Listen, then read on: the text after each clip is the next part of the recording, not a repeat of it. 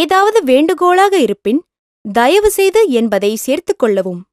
நீங்கள் சாப்பிடும்போது விக்கல் வந்தால் உங்களுக்கு தண்ணீர் தேவை. அப்போது நீங்கள் பிறரிடம் தண்ணீர் கொண்டு வர சொல்லும்போது மிகவும் தாழ்மையுடன் தயவுசெய்து கொஞ்சம் தண்ணீர் கொடுங்கள் என்று கேட்க வேண்டும்.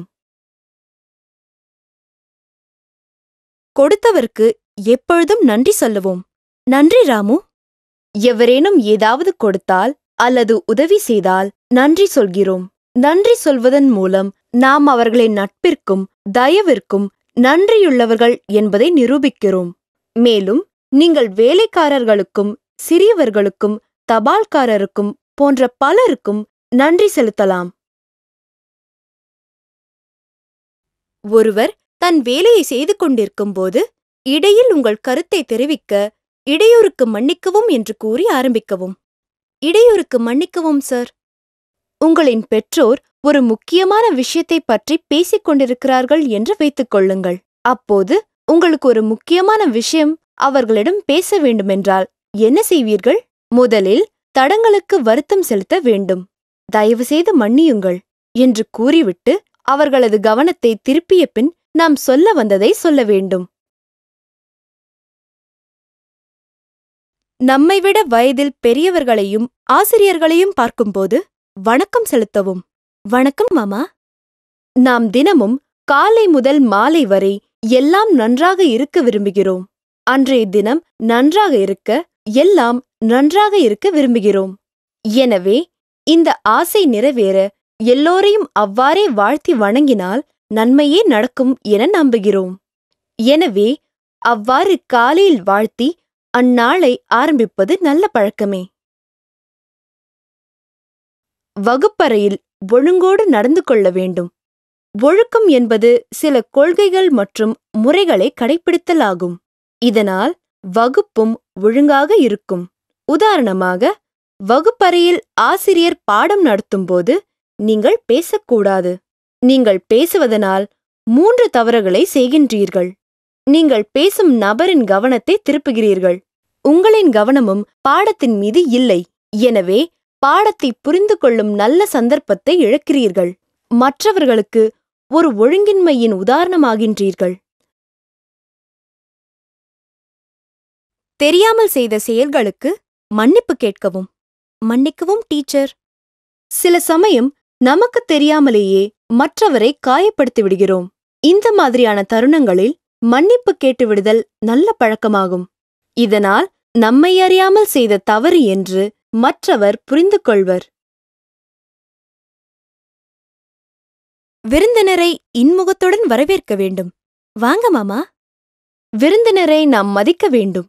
விருந்தினரும் நம்மை அன்போடு வரவேற்கின்றனர் என்று உணர வேண்டும். இதற்கு சிறந்த வழி புன்னகை. இந்த புன்னகையே சந்தோஷம் மற்றும் நட்பிற்கு அடையாளம். முகத்தில் புன்னகை ஒரு சொத்து. நூலகத்தில் அமைதியாக படிக்க வேண்டும். புத்தகம் படிப்பதில் விருப்பமுள்ளவர்கள் நூலகத்திற்கு செல்லலாம். நீங்கள் அங்கு புத்தகங்களை வாடகைக்கு எடுத்தும் செல்லலாம். அங்கேயும் உட்கார்ந்து படிக்கலாம்.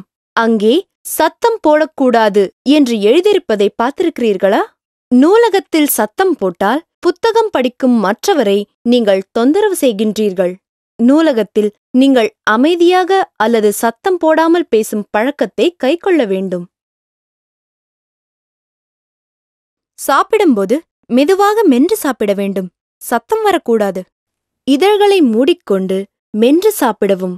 மேலும் நீங்கள் அசை போடும் சத்தம் கேட்கக்கூடாது. சில ஆட்கள் சாப்பிடும்போது சத்தம் போடுவதை கேட்டிருக்கின்றீர்களா? கடிப்பது, அசை போடுவது போன்ற சத்தம் நல்ல பழக்கம் அல்ல. எனவே வாயை மூடி உள்ளே அசை போட்ட பின் விழுங்கவும். பொது இடங்களில் வரிசையில் நிற்கவும். வரிசையில் நிற்பதால் நீங்கள் நேரத்தை மிச்சப்படுத்துகிறீர்கள். ஏனெனில் இழுப்பதிலும் தள்ளுவதிலும் தேவையற்ற குழப்பங்களே வரும். வயது முதிர்ந்தோர் கீழே விழலாம். சிறுவர்களுக்கு காயமும் ஏற்படலாம். தும்மல் இருமல் வரும்போது கைக்குட்டையை உபயோகிக்க வேண்டும். ஒருவர் இருமவோ தும்மவோ செய்தால் ஆயிரக்கணக்கான கிருமிகள் காற்றில் கலக்கின்றன. இதனால் நோய்கள் சீக்கிரம் பரவும் வாய்ப்பு உண்டு. இதனை தவிர்க்க உங்கள் வாயை கைக்குட்டை கொண்டு மறைத்தல் நல்லது. எல்லோருக்கும் முன்பாகவும் கொட்டாவி விடுவது உங்களின் மரியாதையற்ற தன்மையையே வெளிப்படுத்தும். எனவே கொட்டாவி விடும்போது கைக்குட்டை கொண்டு வாயை மூடிவிடுவது நல்லது. உங்கள் வகுப்பறை சுத்தமில்லாமல் சுற்றி தாள்கள், குப்பைகள் நிறைந்திருந்தால் உங்களால் படிப்பில் எப்படி கவனம் செலுத்த முடியும்? எனவே மற்றவர்கள் செய்வார்கள் என்று எதிர்பார்க்காமல் எல்லா தாள்களையும் குப்பைகளையும் பொறுக்கி ஒரு குப்பை தொட்டியில் போடவும். ஒரு சுத்தமான வகுப்பறை பள்ளிக்கும் மாணவர்க்கும் பெருமையை தரும்.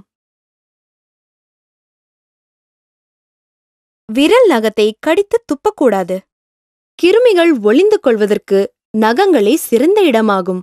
சிலர் நகத்தை கடித்து மற்றவர்கள் என்ன நினைப்பார்கள் என்று கொஞ்சம் கூட கவலைப்படாமல் துப்புவார்கள்.